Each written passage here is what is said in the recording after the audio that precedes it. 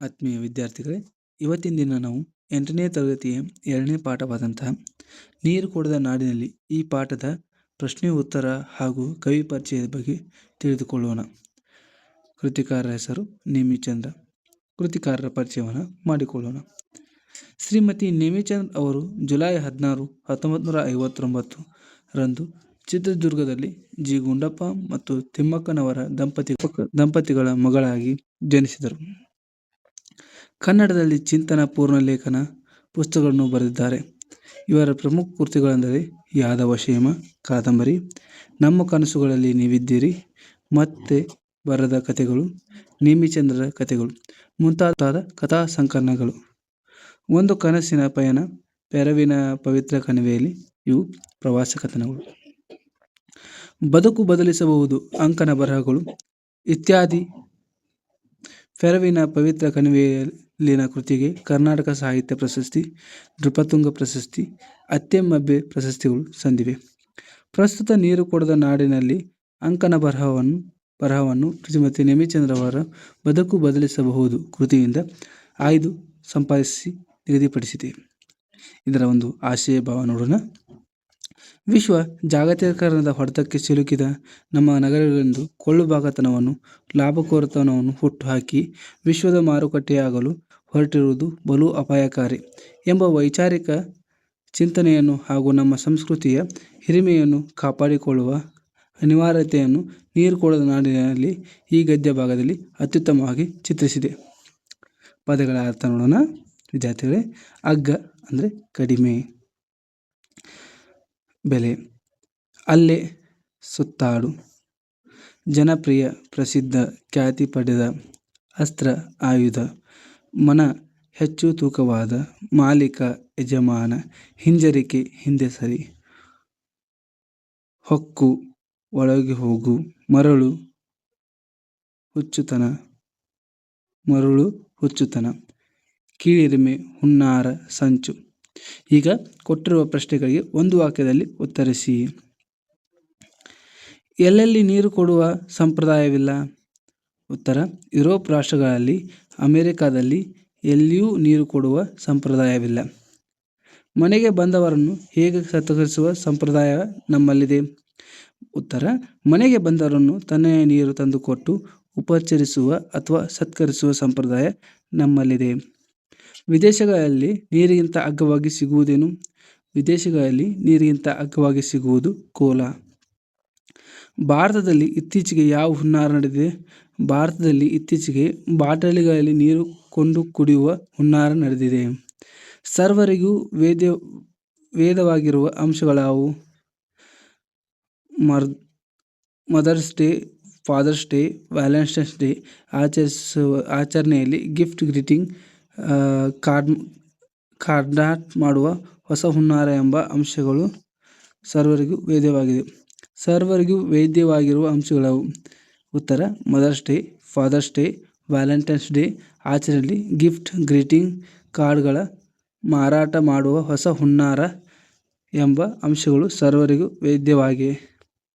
ಲೇಖಕಿಗೆ ಹೋಟೆಲ್ನಲ್ಲಿ 4 ಲೋಟ ನೀರು ತಂದಿಟ್ಟಾಗ ಆದ ಅನುಭವವೇನು? ಲೇಖಕಿಗೆ ಹೋಟೆಲ್ನಲ್ಲಿ 4 ಲೋಟ ನೀರು ತಂದಿಟ್ಟಾಗ ಬರೀ ಬಾಯಲ್ಲ, ಮನಸ್ಸು ಕೂಡ ತಂಪಾದ ಅನುಭವವಾಯಿತು. ಕೊಟ್ಟಿರುವ ಪ್ರಶ್ನೆಗಳಿಗೆ 2-3 ವಾಕ್ಯದಲ್ಲಿ ಉತ್ತರಿಸಿ. ವಿದೇಶಗಳಲ್ಲಿ ಬಾಯಾರಿಕೆಗೆ ಧಾರಾಳವಾಗಿ ಏನನ್ನು ದೊರೆಯುವುದು? ಉತ್ತರ: ನಮ್ಮ ದೇಶದಲ್ಲಿ ಸಿಗುವಂತೆ ಬಾಯಾರಿಕೆಯಾದಾಗ ನೀರು ಸಿಗುವುದಿಲ್ಲ ಮತ್ತು ನೀರು ಕೊಡುವ ಸಂಪ್ರದಾಯವೂ ಇಲ್ಲ. ವಿದೇಶಗಳಲ್ಲಿ ಬಾಯಾರಿಕೆಗೆ ಕೋಲಾಗಳು, ಫ್ರೆಂಚ್ ವೈನ್ಸ್, ಬಿಯರ್ ಬಾಟಲಿಗಳಲ್ಲಿ ಹಣ್ಣಿನ ರಸ ಧಾರಾಳವಾಗಿ ದೊರೆಯುತ್ತವೆ. ಗುರುದ್ವಾರಗಳ ಬಳಿ ಸ್ವಯಂ ಸೇವಕರು ಏನು ಮಾಡುತ್ತಿದ್ದರು? ಉತ್ತರ: ಲೇಖಕಿಯವರು ವಿದೇಶಕ್ಕೆ ಹೋಗಲು ದೆಹಲಿಗೆ ಬಂದಿದ್ದರು. ರೋಹ್ತಕ್ ರಸ್ತೆಯ ಅವರ ಅತ್ತೆಯ ಮನೆಗೆ ಹೋಗುವಾಗ ಗುರುದ್ವಾರದ ಬಳಿ ನೀರಿನ ದೊಡ್ಡ ಕೊಳಾಯಿ ಹಿಡಿದು ನಿಲ್ಲಿಸಿದ ಆಟೋ, ಬಸ್ ಹಾಗೂ ದಾರಿಹೋಕರಿಗೆಲ್ಲ ನೀರು ತುಂಬಿ ಕುಡಿಸುತ್ತಿದ್ದರು. ಕೋಲಾಗಳ ಆಸೆಯಿಂದ ನಾವು ಏನೆಲ್ಲ ತೊರೆಯುತ್ತಿದ್ದೇವೆ? ಕೋಲಾಗಳ ಆಸೆಯಿಂದ ನಾವು ಮುಖ್ಯವಾಗಿ ನೀರು ಕುಡಿಯುವುದನ್ನೇ ತೊರೆಯುತ್ತಿದ್ದೇವೆ. ಏಕೆಂದರೆ ಕೋಲಾಗಳಿಗಿಂತ ನೀರಿಗೆ ಹೆಚ್ಚು ಬೆಲೆ ಕೊಡಬೇಕು. ಅದರೊಂದಿಗೆ ರುಚಿಯಾದ ಮಜ್ಜಿಗೆ, ಪಾನಕ, ಎಳೆನೀರು ಪಾನಕ, ಕಬ್ಬಿನ ಹಾಲು, ತಾಜಾ ಹಣ್ಣಿನ ರಸ ಎಲ್ಲವನ್ನು ತೊರೆದರೆ ಕೋಲಾಗಳಿಗೆ ಬೀಳುತ್ತಿದ್ದಾರೆ. ನಾಗರಿಕತೆಯ ದೊಡ್ಡ ಅನಾಹುತಗಳಾಗಿ ಕಾಣಿಸಿಕೊಳ್ಳುವ ಆಚರಣೆಗಳಾವು? ಉತ್ತರ: ಕೊಳ್ಳುಬಾಕತನ, ಲಾಭಕೋರತನದ ರೋಗಗಳು ಸಾಂಕ್ರಾಮಿಕವಾಗಿ ಎಲ್ಲ ಕಡೆಯೂ ಹರಡಿ ಭಾರತಕ್ಕೂ ಲಗ್ಗೆ ಇಟ್ಟು ಸಂಸ್ಕೃತಿಯ ಮೇಲೆ ದಾಳಿ ಮಾಡುತ್ತಿವೆ. ನಾಗರಿಕತೆಯ ಸಂಸ್ಕೃತಿ ದಾಳಿಯಿಂದ mother's day, fathers day, Valentine's day ಆಚರಿಸುವುದು ಪ್ರೀತಿಯ ದ್ಯೋತಕದಿಂದ ಅಲ್ಲ, ಗಿಫ್ಟ್, ಗ್ರೀಟಿಂಗ್ ಕಾರ್ಡ್ ಮಾರುವ ಹೊಸ ಹುನ್ನಾರಕ್ಕಾಗಿ.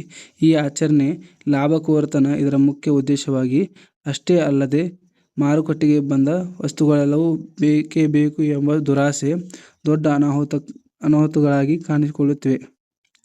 5ನೇ ಪ್ರಶ್ನೆ. ಜನಪ್ರಿಯ ಹೋಟೆಲ್ನ ಮಾಲೀಕರಿಗೆ ತಂಪು ಪಾನೀಯ ಕಂಪನಿ ಹೇಳಿದ್ದೇನು?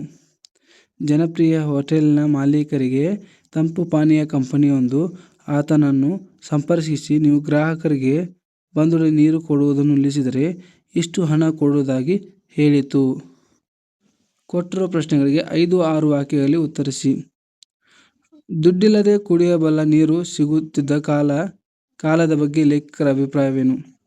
ಉತ್ತರ: ನಮ್ಮ ನಾಡಿನಲ್ಲಿ ರೈಲು ನಿಲ್ದಾಣಗಳಲ್ಲಿ, ಬಸ್ಸು ನಿಲ್ದಾಣಗಳಲ್ಲಿ, ವಿಮಾನ ನಿಲ್ದಾಣಗಳಲ್ಲೂ ದುಡ್ಡಿಲ್ಲದೆ ಕುಡಿಯಬಲ್ಲ ನೀರನ್ನು ಇರಿಸುತ್ತಿದ್ದರು. ಬಾಯಾರಿದಾಗ ಈಗಲೂ ಹೋಟೆಲ್ ಒಂದಕ್ಕೆ ಹೋಗಿ ನೀರು ಕುಡಿದು ಬರಬಹುದು. ಮನೆಯ ಹೊರಗಡೆ ಕಾಂಪೌಂಡ್ ಗೋಡೆಯ ಸಣ್ಣ ತೊಟ್ಟಿ ಕಟ್ಟಿ ದನಕರುಗಳು ನೀರು ಕುಡಿದು ಹೋಗಲಿ ಎಂದು ನೀರು ತುಂಬಿಡುತ್ತಿದ್ದರು. ಅಲ್ಲಲ್ಲಿ ಅಂಗಡಿಗಳಲ್ಲಿಯೂ ಸಹ ಮಣ್ಣಿನ ಮಡಕೆಯಲ್ಲಿ ನೀರು ತುಂಬಿಡುತ್ತಿದ್ದರು. ಅನೇಕ ಗುರುದ್ವಾರಗಳ ಬಳಿ ಸ್ವಯಂ ಸೇವಕರು ನೀರಿನ ದೊಡ್ಡ ಕೊಳಾಯಿ ಹಿಡಿದು ನಿಲ್ಲಿಸಿದ ಆಟೋ, ಬಸ್ ಹಾಗೂ ದಾರಿ ಹೋಗೋರಿಗೆಲ್ಲ ಉಚಿತವಾಗಿ ನೀರು ತುಂಬಿ ಕುಡಿಸುತ್ತಿದ್ದರು. ಇವೆಲ್ಲವೂ ನಾವು ಕೇವಲ ಭಾರತದಲ್ಲಿ ಕಾಣುತ್ತೇವೆ. ಆದರೆ ವಿದೇಶದಲ್ಲಿ ದುಡ್ಡು ಕೊಟ್ಟರೆ ಸಹ ನೀರು ಸಿಗುವುದಿಲ್ಲ. 2ನೇ ಪ್ರಶ್ನೆ.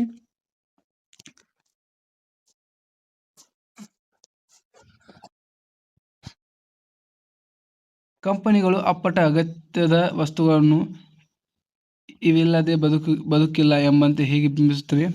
ನಮ್ಮ ಭಾರತೀಯ ಸಂಸ್ಕೃತಿ ಬುನಾದಿಯನ್ನು, ಜೀವನ ಶೈಲಿಯನ್ನು, ನಂಬಿಕೆಯನ್ನು, ಮೌಲ್ಯವನ್ನು, ಸಂಸ್ಕೃತಿಯ ಬುನಾದಿಯನ್ನು ಅಲುಗಿಸುವ ಕೊಳ್ಳುಬಾಕತನ ಅಗತ್ಯಗಳಿಗೆ ನಡೆದು ಹೋಗುತ್ತಿದ್ದ ಬದುಕು ಇಂದು ಬೇಕುಗಳ ಬಲೆಗೆ ಬಿದ್ದಿವೆ. ಮಾರುಕಟ್ಟೆಗೆ ಬಂದಿದ್ದೆಲ್ಲವೂ ಬೇಕುಗಳನ್ನು ಅಗತ್ಯವಾಗಿ ಜಾಹೀರಾತಿನಲ್ಲಿ ಕೊಳ್ಳುವಂತೆ ಬಿಂಬಿಸುತ್ತವೆ.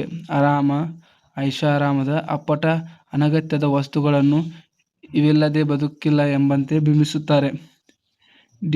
ಡಿಯೋಡರೆಂಟ್ ಹಾಕಿಕೊಳ್ಳದೆ ಇದ್ದರೆ ತಾನು ನಾತ ಬಡಿಯುತ್ತೇನೆ ಎಂಬಷ್ಟು ಕೀಳ್ರಿಮೆಯನ್ನು ಹುಟ್ಟಿಸಬಲ್ಲರು. ಕೊನೆಗೆ ಎಲ್ಲವೂ ನಿಮ್ಮನ್ನು ಕೊಳ್ಳುವಂತೆ ಪ್ರೇರೇಪಿಸುತ್ತವೆ. 3ನೇ ಪ್ರಶ್ನೆ. ಲೇಖಕಿಗೆ ಬೆಂಗಳೂರಿನಲ್ಲಿ ನೀರು ಕೊಡದ ಸಂಸ್ಕೃತಿಯ ಬಗ್ಗೆ ಆದ ಅನುಭವವನ್ನು ಬರೆಯಿರಿ. ಉತ್ತರ: ಲೇಖಕಿ ಮತ್ತು ಅವರ ಮಗಳು ಮಹಾತ್ಮ ಗಾಂಧೀಜಿ ರಸ್ತೆಯ ಬಾಂಬೆ ಬಜಾರ್ ಎದುರಿನ ಪುಟ್ಟ ಜಾಯಿಂಟ್ನಲ್ಲಿ ಹೋಗಿ ಕುಳಿತರು. ಇಲ್ಲಿ ನೀರು ತಂದಿಡಲಿಲ್ಲ. ಐಸ್ ಕ್ರೀಮ್ ತಿಂದ ಇವರು ನೀರು ಬೇಕು ಎಂದು ಕೇಳಿದರು. Mineral water? ವೇಟರ್ ಪ್ರಶ್ನಿಸಿದನು. ಇಲ್ಲಪ್ಪ, ಸಾಮಾನ್ಯ ನೀರು ಎಂದರು. ಮಾಯವಾದ ವೇಟರ್ 15 ನಿಮಿಷ ಕಾದರೂ ಬರಲೇ ಇಲ್ಲ. ಕಾದು ಸುಸ್ತಾಗಿ ಕೊನೆಗೆ ಕೌಂಟರಿಗೆ ಹೋಗಿ ಬಿಲ್ಲು ಕೊಟ್ಟು ಹೊರಬಿದ್ದೆವು. ಅದೇ ವೇಟರ್ ಪುಟ್ಟ ಬಾಟಲಿಗಳಲ್ಲಿ ಮಿನರಲ್ ವಾಟರನ್ನು ಬೇರೆ ಬೇರೆ ಮೇಜಿಗೆ ಸರಬರಾಜು ಮಾಡುವುದು ಕಂಡಿತು. ಮಿನರಲ್ ವಾಟರ್ ಎಂದು ಅವನು ಕೇಳುವ ಭಂಗಿ, ಭಾವ ಹೇಗಿರುತ್ತದೆ ಎಂದರೆ ನಿಮಗೆ ಆರ್ಡಿನರಿ ವಾಟರ್ ಎಂದು ಹೇಳಲು ಹಿಂಜರಿಯಬೇಕು. ಮತ್ತೊಂದು ದಿನ ಮಾಲತಿಯೊಡನೆ ಇಂದಿರಾನಗರದ ಪುಟ್ಟ ಜಾಯಿಂಟ್ಗೆ ಹೋಗಿ ಮಿಸಿಸಿಪಿ ಮಡ್ಫಿ ಆರ್ಡರ್ ಮಾಡಿದರು. ದೊಡ್ಡ ಪಿಂಗಾಣಿಗಳಲ್ಲಿ ತಟ್ಟೆಯನ್ನು ಕೇಕ್ ಮತ್ತು ಐಸ್ ಕ್ರೀಮ್ ಇರಿಸಿ ಮೇಲೆ ಕೋಕ್ ಪುಡಿ ಉದುರಿಸಿ ಆಕರ್ಷಕವಾಗಿ ತಂದಿಟ್ಟರು. ಇಲ್ಲೂ ನೀರು ಕೊಟ್ಟಿರಲಿಲ್ಲ. ನೀರು ಕುಡಿ ಎಂದು ಮಿನರಲ್ ವಾಟರ್ ಎಂದಳು.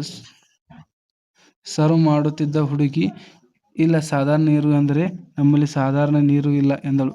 ಮತ್ತೆ ಲೇಖಕರು, ಬನ್ನಿ ಮಾಲತಿ, ಸಾಗರ್ಗೆ ಪಾನಿಪುರಿ ತಿನ್ನೋಣ ಎಂದು ಎದುರಿಗೊಂದು ಸಾಗರ್ ಹೋಟೆಲ್ ಇತ್ತು. ನುಗ್ಗಿದರು. ಕುಳಿತೊಡನೆ ವೇಟರ್ ಬಂದು 4 ಲೋಟ ನೀರು ತಂದಿಟ್ಟರು. ಬರೀ ಬಾಯಲ್ಲ, ಮನಸ್ಸು ತಂಪಾಯಿತು. ಈ ಖಾಲಿ ಬಿಟ್ಟ ಜಾಗಗಳನ್ನು ಸೂಕ್ತ ಉತ್ತರಗಳಿಂದ ಭರ್ತಿ ಮಾಡಿರಿ. ಭಾರತದಿಂದ ಹೊರಗೆ ಕಾಲಿಟ್ಟರೆ ಉಳಿದೆಲ್ಲವೂ ನೀರು ಕೊಡದ ನಾಡುಗಳು. ಈ ದೇಶಗಳಲ್ಲಿ ಮನೆಯ ನಲ್ಲಿಯಲ್ಲಿ ಬರುವ ನೀರನ್ನು ಕುಡಿಯುವುದಿಲ್ಲ. ಗ್ರೀಟಿಂಗ್ಸ್ ಕಾರ್ಡ್ ಮಾರುವ ಹೊಸ ಡ್ಯಾಶ್ಗಳೆಂದು ಸರ್ವರಿಗೂ ವೇದ್ಯವಾಗಿದೆ. ಗ್ರೀಟಿಂಗ್ ಕಾರ್ಡ್ಸ್ ಮಾರುವ ಹೊಸ ಹುನ್ನಾರಗಳೆಂದು ಸರ್ವರಿಗೂ ವೇದ್ಯವಾಗಿದೆ.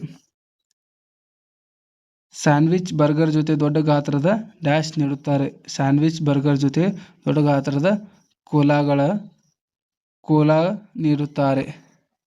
ವಿದ್ಯಾರ್ಥಿಗಳೇ, ಇದಿಷ್ಟು ನೀರು ಕೊಡದ ನಾಡಿನಲ್ಲಿ ಈ ಪಾಠದ ಪ್ರಶ್ನೆ ಉತ್ತರ ಆಗಿತ್ತು. ಇದನ್ನು ಚೆನ್ನಾಗಿ ಓದಿಕೊಂಡು ನಿಮ್ಮ ಒಂದು ಪಕ್ಕದಲ್ಲಿ ಬಿಡಿಸಿಕೊಳ್ಳಿ. ಇದು ನಿಮಗೆ ತುಂಬ ಅನುಕೂಲವಾಗುತ್ತದೆ. ಧನ್ಯವಾದಗಳು. ಈ ವಿಡಿಯೋ ನಿಮಗೆ ಇಷ್ಟವಾಗಿದ್ದರೆ ಲೈಕ್ ಮಾಡಿ, ಸಬ್ಸ್ಕ್ರೈಬ್ ಮಾಡಿ ಮತ್ತು ನಿಮ್ಮ ಸ್ನೇಹಿತರಿಗೆ ಇದನ್ನು ಶೇರ್ ಮಾಡಿ. Thank you so much.